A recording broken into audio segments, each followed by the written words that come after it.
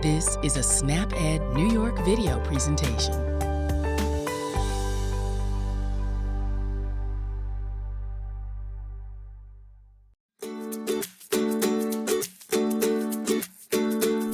Hello everyone, my name is Wendy Beckman and I'm a registered dietitian with the New York State Office for the Aging and SnapEd New York. Thanks for joining me today on What's Cooking with NYSOFA. Today I'm going to be making a quinoa and black bean salad. This recipe is a great side dish that you could bring to an outdoor picnic or a potluck dinner. We'll also be posting the link to the recipe below, and the recipe can be found on the SnapEd New York website at www.snapedny.org. This recipe makes 6 1-cup servings, and each serving is 199 calories with 9 grams of fiber and 9 grams of protein. This recipe is also low in sodium and fat. Before I start cooking, let's look at my plate. This recipe covers the grain section on the My Plate graphic. This side dish contains quinoa, which is a whole grain. You want to make half of your grains whole grains every day. Whole grains are a great source of fiber and vitamins and minerals. Whole grains have more fiber, vitamins, and minerals than their refined counterparts because refined grains have had the bran and the germ removed from the plant. The outside covering of the grain is called the bran, and it often gives whole grains a brown color. The brown is where all of the fiber is. Refined grains also have the germ of the grain removed, and the germ is where all of the vitamins and minerals are located. Whole grains are a great source of B vitamins, vitamin E, and healthy fats. White grains are lacking in all of these benefits. Quinoa is high in fiber, magnesium, copper, potassium, and folate. There are many types of quinoa. You might see white, red, or black quinoa at your local store. Quinoa is a whole grain that cooks relatively quickly, usually only taking about 10 to 15 minutes on the stovetop. This recipe also contains black beans, scallions, tomatoes, chili peppers, and bell peppers, which are all in the fruits and vegetables section of my plate. This is one of those recipes where you could probably also add some things like carrots or celery, and it really wouldn't change the recipe very much. So go ahead and add the things that you like to make it uniquely your own. Remember that everything you eat and drink over time matters. Make every bite count by finding your healthy eating style and maintain it for a lifetime. The right mix can help you be healthier now and in the future. Now, before we get into this recipe, last month I made applesauce brownies. If you didn't get a chance to see that video, you can view it on the New York State Office for the Aging Facebook page or the New York State Office for the Aging YouTube channel. If you visit our YouTube channel, make sure that you like and subscribe. If you click on the notification bell, you'll get a notification every time a new video is posted. So don't miss out on new content and click that bell icon. So let's get into making this quinoa and black bean salad. Remember that you can find this recipe and a lot more at the SnapEd New York website at www.snapedny.org. Remember to wash your hands with soap for at least 20 seconds or use an alcohol-based hand sanitizer before you start cooking. Let's look at the ingredients for this recipe. For this recipe, you're going to need a half of a cup of uncooked quinoa. Here is 1.5 cups of water. I have 1.5 tablespoons of olive oil. You also need 3 teaspoons of lime juice, and you can squeeze the juice fresh from a lime, or you can use lime juice from a bottle, and that's what I have here. I have 1/4 teaspoon of cumin and 1/4 teaspoon of ground coriander. Here is 2 tablespoons of chopped cilantro. If you don't like cilantro, you can use parsley instead. Here I have fresh cilantro, but you can use dried also. Here I have 2 scallions that have been minced. This is 1 15.5 ounce can of black beans rinsed and drained. Look for the low sodium varieties in your store, and I have a no sodium added variety right here. Here is 2 cups of tomatoes chopped. I'm using fresh tomatoes, but you can use canned diced tomatoes also. Just drain them well before you put them into the dish. Again, look for the low sodium varieties if you're using canned. I have 1 red bell pepper chopped over here, and this is a green bell pepper chopped. And you can, of course, use any color of bell pepper that you want. You want to use yellow or orange instead, you can do that as well. The recipe calls for 2 green chilies minced, and I'm using a jar of green chilies because there weren't any fresh ones at my store. So you can use all forms of vegetables. Fresh, frozen, dried, or canned can all be used to get you closer to your goal of making half your plate fruits and vegetables. Here is some black pepper. The recipe says to add the black pepper to taste. And I have about a half a teaspoon here, and you can add more or less if you like. So the first step you want to do is to rinse your quinoa in cold water. For this step, you want to use a fine mesh strainer, and I have one of those here. So if you don't have one of those and you only have a colander, you're going to want to line the colander with a towel or a paper towel so the quinoa doesn't fall through the larger holes of the colander. Quinoa is actually pretty small. So I've already rinsed the quinoa that I have here. And this is what it looks like. And the next you're going to do is you're going to boil water either in a saucepan or a skillet like I have here, and then add the quinoa to the boiling water. So I'm going to add the water to the pan. It's been heating up for a while. And that's a sort of a slow boil that it's at right now. And then I can add the quinoa to it. There we go. And we're just going to mix this up. And you're going to want to get the water back to a boil. And once it's boiling again, you can reduce the heat to a simmer and keep the pan on the heat for about 10 to 15 minutes or until the quinoa has absorbed all of the water. I'm actually going to put a top on this right now. In the interest of time, I prepared some quinoa earlier and I cooled it in the refrigerator. So once the quinoa is finished cooking, you need to cool it for at least 15 minutes. You can place the quinoa in a shallow baking dish or some other shallow dish that you have and put it in the refrigerator. It'll make it cool faster. Next, we're going to prepare the dressing for the salad. In a small bowl, add the olive oil. Let me get a bowl. I have one behind me. So first we have to get the olive oil. So let's get that and pour that into this small bowl here. Olive oil. And then next we're going to pour in the lime juice. There's that. The next ingredient is a cumin, which is right here. Okay. And after that, we're going to add in the coriander. Then we have to add in the chopped cilantro or parsley, whichever one you choose. Some people don't like cilantro. That's okay. Next, we have some scallions. We're going to pour those in. And the pepper goes in last. So we're going to add all of this together and we're going to mix it.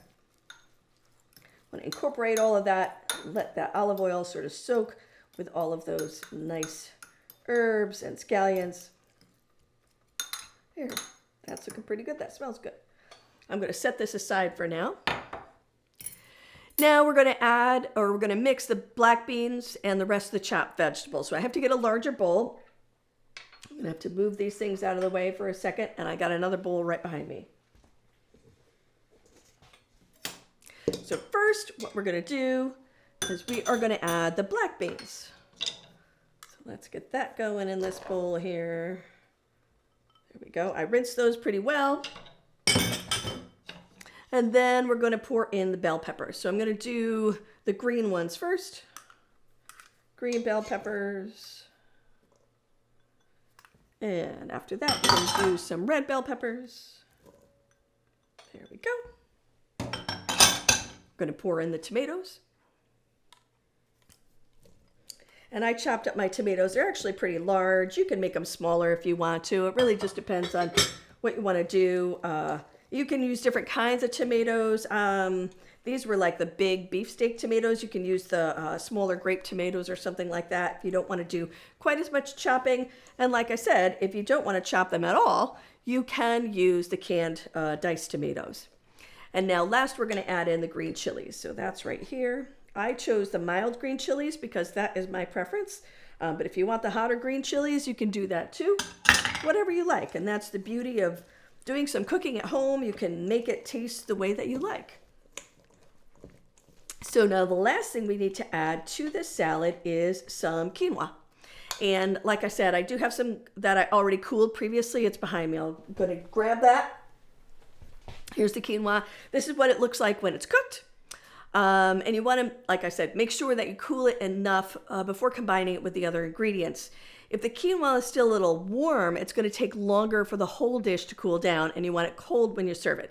So you could make the quinoa ahead of time, like the day before, give it overnight in the refrigerator to cool down. And that's one way that you can maybe save a little time when you're making this salad. So let's pour that in. All right, that looks pretty good. And let's get this all mixed together. Now you can see you have that whole grain, that quinoa in there, and all of those beautiful vegetables. They're just gorgeous. That looks really nice. Okay. Now we're going to put the dressing on the salad. So that's here. I'm actually going to add the pepper in and then mix that together first before I add it. And again, that's an optional ingredient. You can add it or not add it, add more or less, depending on how hot you want it. So let's get all of that together, and then we're going to pour that dressing onto this salad. The lime juice and the olive oil, that looks really great. Okay, now more mixing. Got to mix it all together. And I'm using a spatula here. You can use a larger spoon, whatever really works for you. There we go. That looks really nice. All right, that's great. Okay. Now you can serve this right away if you want to, but I think that it'll taste better if you let it sit overnight in the refrigerator, let sort of all of the flavors marry together. And now you can see everything together. It's all nice and colorful. You have peppers, you have tomatoes. It's a little bit spicy because of the green chilies and the peppers that you added, but again, you can adjust it, add more pepper or less, use the milder chilies, however you want to make it. Now, I hope that this recipe gave you some more ideas on how to incorporate more whole grains and veggies into your diet. We'll be back with another edition of What's Cooking with NYSOFA on Friday, August 30th at 12:30 p.m. on the New York State Office for the Aging Facebook page and the New York State Office for the Aging YouTube channel, where you can find out more ways to save time, save money, and eat healthy. You don't want to miss next month's recipe, a tomato and lentil curry. It's a great way to take advantage of the fresh tomatoes you can purchase at your local farmer's market or farm stand. This presentation was funded by the U.S. Department of Agriculture. This institution is an equal opportunity provider. See you next time, and stay safe out there.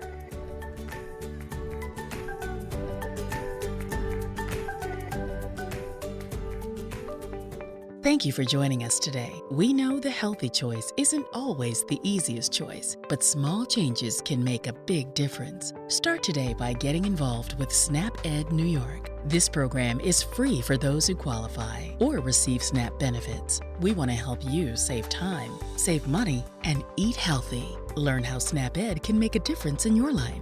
For more information and to find your local program, visit snapedny.org.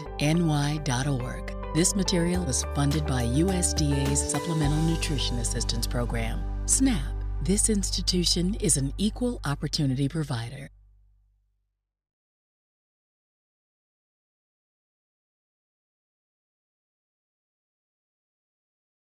Hi, I'm registered dietitian Wendy Beckman, host of What's Cooking with NYSOFA. Over the past 2 years, I've had the opportunity to share healthy, nutritious recipes with you on the show. I work for the New York State Office for the Aging, and thanks to a partnership with SNAP-Ed New York, our nutrition team reaches hundreds of thousands of older New Yorkers each year. So why a cooking program? 60% of health costs and related issues have nothing to do with health, but instead have to do with individual behaviors like our food choices and physical activity. The recipes we feature are nutritionally appropriate for older adults, meeting critical nutrition requirements for healthy aging. What I bet you don't know is that this show is only part of a larger effort. To help me explain what our nutrition team at the New York State Office for the Aging does and what a registered dietitian is, here is registered dietitian Lisbeth Irish. A registered dietitian is a professional who has training and education in food and nutrition. To become an RD, you must complete certain requirements, including a minimum of a bachelor's degree from an institution that's accredited by the Academy of Nutrition and Dietetics. You must also pass a national examination and meet continuing education requirements. What does that mean? As RDs, we are qualified to offer accurate advice about nutrition, and we can help answer your questions about how diet can affect your health. At NYSOFA, the registered dietitians handle many tasks. This includes hosting 2 online programs aimed at helping older New Yorkers make better nutrition choices. These programs are What's Cooking with NYSOFA, which is our monthly cooking demonstration, and a Facebook Live program that I host called Ask the Experts, Nutrition Edition. In the months ahead, be on your lookout for it. We'll be sharing your questions and our experts' answers about nutrition and health. New episodes of Ask the Experts Nutrition Edition debut the second Friday of each month on Facebook and YouTube. As Lizbeth explained, registered dietitians at NYSOFA handle many tasks, including food safety at congregate meal sites, educational materials, and outreach. In the meantime, please don't miss an episode of either show produced by our team, What's Cooking with NYSOFA and Ask the Experts Nutrition Edition. Every episode is uploaded to YouTube, and you'll find the archive shows there. Do you have a question about foods? Or do you have a particular health issue that you'd like to improve by changing your diet? Tune in to Ask the Experts Nutrition Edition every second Friday at 1 p.m. We'd love to hear from you. Remember, registered dietitians are the experts in nutrition. Visit for more sound advice about eating healthy on a budget.